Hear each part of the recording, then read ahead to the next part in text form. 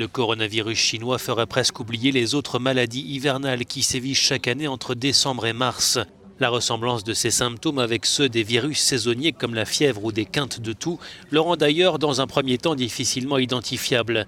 À ce stade, le taux de mortalité de ce nouveau type de coronavirus est inférieur à ses cousins. Le SRAS, le syndrome respiratoire aigu sévère apparu en 2002-2003, avait fait près de 800 morts sur environ 9000 malades, principalement en Chine continentale. L'épidémie avait pu être contrôlée grâce à la mise en place de mesures barrières sans médicaments antiviraux. Le MERS, le coronavirus du syndrome respiratoire du Moyen-Orient, apparu en 2012, est lui toujours en cours, même si l'apparition de nouveaux cas reste faible.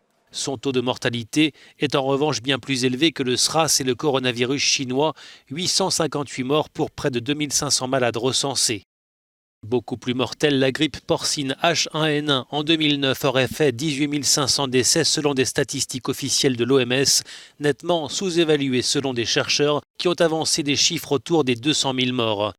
À cela s'ajoutent les virus de la grippe aviaire qui ne sont pas pathogènes pour l'homme, au contraire de la grippe saisonnière de loin la plus mortelle, 650 000 morts chaque année environ dans le monde, selon l'Organisation mondiale de la santé.